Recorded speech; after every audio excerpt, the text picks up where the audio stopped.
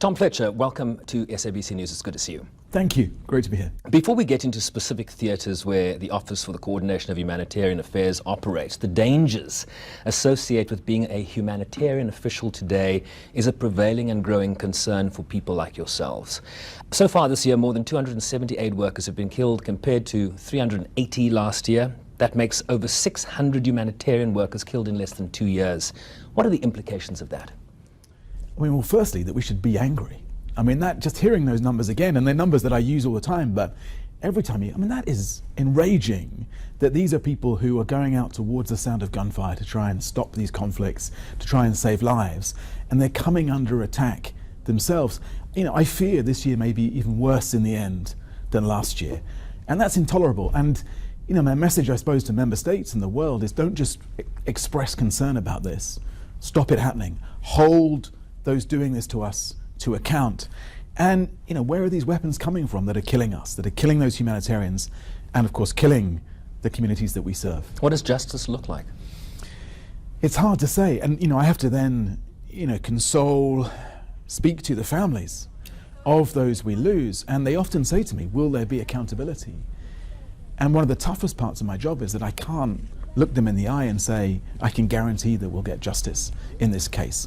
But justice for me is knowing who fired the bullet and making sure that they are held to account, and those that instructed them to do that, where that's the case, are also held to account. You've called Gaza a 21st century atrocity. You've challenged the Security Council to act decisively to prevent genocide and to ensure respect for humanitarian law in Gaza.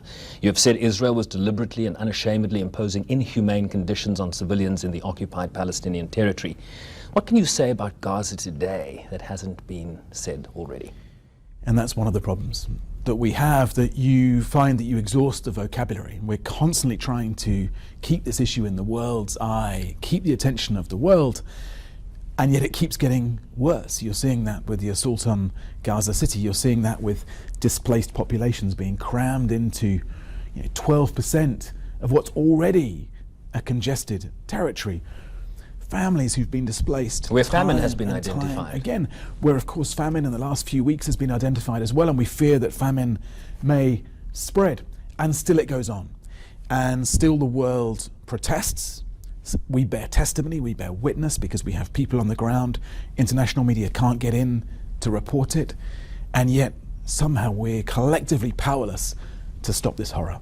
You've called for Israel to observe the provisional measures handed down by the ICJ, I believe it was January 2024. What's your reading of how Israel has responded to those provisional measures?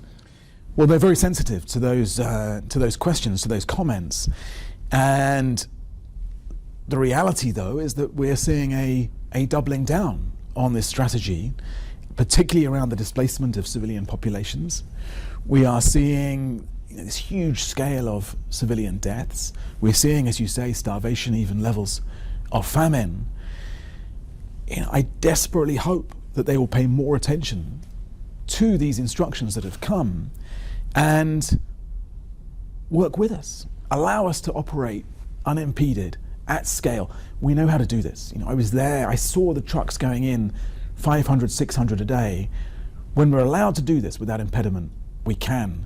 And so what we're getting in now, while marginally better than a few weeks ago, is still well short of what we need to reach all the civilians in Gaza. Remind us about the impact of that visit to Gaza. I remember you saying some very poignant and specific things about the experience of witnessing it firsthand. Remind us. I was really marked by that visit. I still am, actually. And I go to some pretty rough places and hear some pretty terrible stories. I've just come back from Haiti, which has also deeply marked me. But it was that sense of despair and hopelessness, and a sense that the world wasn't listening, that the world had given up. And when you sit with a grandmother who's lost her kids, who saw her last son shot by a sniper and then bleed out on the road meters from a hospital, while medical workers who came to help him were then themselves hit by snipers. When you turn to the colleague next to you in the car and say, why are the dogs fat? And they say, well, why do you think they're eating the corpses? It's dystopian, it's horrifying. And nothing, I don't think, will, there won't be a day when I don't recall what I saw on that visit. And even in that context, it's important not to forget the suffering of the hostages that are still held by Hamas, not so? Absolutely right. And I went to Nir Oz, the kibbutz, from which 1 in 4 people were either killed or taken hostage that day. And I'm still in contact with the families in Nir Oz, who incidentally tell me they want that food to get into Gaza, but they also want, of course, their loved ones home. They want a ceasefire. They think a ceasefire. They know that during the ceasefire we were all able, through the negotiations, actually to get the liberation of many of those hostages. It was a game changer. It was a complete game changer. And so many then were reunited with their families, and we desperately need those remaining hostages to be home. The US-Israeli-backed Gaza Humanitarian Fund that has been distributing aid in Gaza, the US Ambassador Dorothy Shea in July said this in the Security Council. Council members and aid agencies continue to defend a failed system rather than support the GHF as it delivers life-saving assistance to those in need. We would urge member states and the UN to support the GHF and stop echoing incorrect information that benefits Hamas and undermines the secure delivery of aid to civilians in Gaza. How do you respond to the US ambassador? Well, as I did at the time and have said in the Security Council, I don't think we're defending a failed system here. I think we're defending a system that has done extraordinary things against the odds in this incredibly complex, difficult security situation where we've lost hundreds of colleagues and their families, and yet we still go out to try and save as many lives as we can. And we keep getting knocked back. We face all these restrictions. We face the public attacks. We face that very, very direct attacks against our staff, and still they go out day in, day out and try to deliver. And we know how to do this at scale. We've done it in Gaza, and we do it all over the world. So are we perfect? Of course not. No one could be perfect in the context that we face there. Are you more perfect than the GHF? We can deliver at scale, and we can do it in a neutral, principled, humanitarian way. And that is my message to the member states, is get behind that effort. I want to talk about Sudan, currently facing the world's largest humanitarian crisis, a massive displacement crisis driven by a brutal war now in its 3rd year. Al-Fashir, under siege now for more than a year, humanitarian convoys attacked, famine in parts of Darfur, sexual violence endemic. Jan Egeland of the Norwegian Refugee Council warned in November last year that Sudan was in danger of becoming a failed state. Almost a year later since those comments, I wonder if you have a view on whether Sudan is heading in that direction or has reached that point already. I mean, Sudan is the big one for us, 30 million people in need. So I went there in my first week in the job to highlight the scale of those needs, the underfunding of our response, and again, the challenges that we face. As we try and hit those checkpoints, agree access to Darfur, to Al-Fashir, to those civilians who've been displaced, who are hungry, who have faced horrific levels of violence, including, as I heard from so many, sexual violence. And it's so hard. And again, we keep going each day. We keep appealing for that access. We keep appealing for that funding. Ultimately here, as in Gaza, until there's a ceasefire, until the violence stops, we'll never be able to reach everyone. But in the meantime, we'll get in as much resource as we're allowed to do. Just go south of the border to South Sudan. I wonder if the recent arrest of Riek Machar gives you any pause from a humanitarian perspective. Again, I mean, we have to deal with these political scenarios everywhere. But they have humanitarian implications, don't absolutely. they? Absolutely. Yeah. And we try and work in this neutral, impartial humanitarian way, but always we're dealing with politics as well. And so a lot of my job is actually diplomacy. It's actually politics. It's doing those deals, making those agreements that get us through the checkpoints and trying to get that member state coalition, particularly Sudan, South Sudan, where there are so many regional dimensions. It's why... Ethnic dimensions as well. Absolutely, and regional political dimensions. And it's why it was so welcome that the Quad in the last few days announced this agreement between the UAE, Saudi, Egypt and the US, part of which does open up more humanitarian access for us. And so we try everything, we go everywhere, we talk to everyone in order to try to get that access and save as many lives as we can. You visited the DRC, the Democratic Republic of Congo, in June this year, where OCHA has documented thousands of cases of sexual and gender-based violence. You operate in these contexts where battle lines continue to move, dozens of armed groups, the proliferation of weapons in that region. How do you best describe the humanitarian situation in Eastern Congo right now? I mean, again, Much like the same. yeah, much the of the same. vocabulary. We're at the limits of vocabulary. I mean, it is utterly, horrendously grim. And again, you've got populations displaced so many times by conflict. Really struck there, as I was in Haiti last week, the sexual violence is so weaponized. It really is used by different warring parties to intimidate local populations. And so the courage of the survivors. But sometimes you feel like you're pushing this boulder uphill, which is trying to generate the funding you need, trying to get the response that's necessary somewhere like that.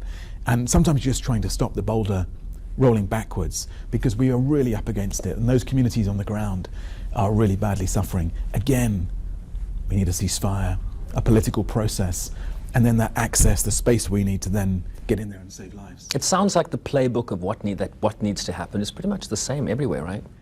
It's interesting you say that, because actually across all three of those that we've mentioned, it does start with ending the violence, getting a political process in place, and then scaling up the humanitarian response. The difficulty for us is in all three of those places, we don't have those first two. It's why a lot of the US engagement recently has been so positive, actually, in the DRC and Sudan, where you're seeing that re-engagement actually of US diplomacy with regional players to try to bring peace. Because ultimately, otherwise, the humanitarian work is just a sticking plaster. We're just going there trying to put fires out while, there's a kind More of, fires are. the fire is elsewhere. raging Yeah. around you. Let's talk a bit about money. You mentioned it. The Global Humanitarian Overview of Global Humanitarian Needs and Response launched in December, covering 180 million people across 70 countries, needs $44 billion. Only less than 15 billion has been received. Talk about the financial constraints faced in the humanitarian space, particularly in the context of the pullback we've seen from the United States in terms of its aid financing around the world. Yeah, firstly, you should recognize that US funding has saved hundreds of millions of lives over the years, and that we were probably over-dependent on one donor. Yeah, that's a fair point. And also, I think there is a need to recognize that many civilians, taxpayers, voters are becoming more anxious, distracted, more worried about their own domestic situations. And what I don't want to do is get into an argument about a hospital in Kunduz versus a hospital in Brooklyn. What I want to get into an argument about is the fact that to save over 100 million lives at the moment, we only need 1% of what the world is actually spending on defense. That's the competition, really. I don't want to close down schools in Europe or South Africa or anywhere else where we're looking for donations in order to fund problems on the other side of the world. I want more of what we're spending on defense to go to that humanitarian mission. Because if we don't, you can't put a tariff on a pandemic. These problems, if you don't respond to them at source, they'll come in your direction. Whether it's pandemics, whether it's inequality, whether it's migration, whether it's climate change, all of these massive global challenges, require that sense of generosity and engagement. But the impact of the funding cuts is that we make every day brutal life and death decisions about which programs to switch off. We're reducing the number of countries that we're operating in at this level. And you mentioned that humanitarian overview. I've had to hyper-prioritize that overview so that we're not even trying to reach that. Of course we're trying to reach them, the big numbers, but we're now saying, look, let's focus first on the 114 million lives that we most need to save. And by doing that, we've already made grim choices. As military spending goes up. As we see military spending go up and everyone boasting about how much they're spending on weapons. It's an insecure world. But look, and we're coming into High Level Week, and it's a reminder of why diplomacy matters and the UN matters and the Charter and the work we do here. The reason that people are spending more on defense is because it's a more polarized, uncertain, dangerous, violent world. And so you need the United Nations, you need diplomacy to be promoting the coexistence that actually keeps us secure more than stockpiling more guns. You've almost answered my last question, but I'll ask it anyway. What do you hope the UN General Assembly High-Level Week will do to better undergird and support the work your office does, and in support of international humanitarian law everywhere? So I really hope it backs up IHL, international humanitarian law, with not just statements of concern. You can't eat statements of concern. They don't provide us with some kind of protection against the bullets, but Certainly not genuinely- high protein. They're not high protein.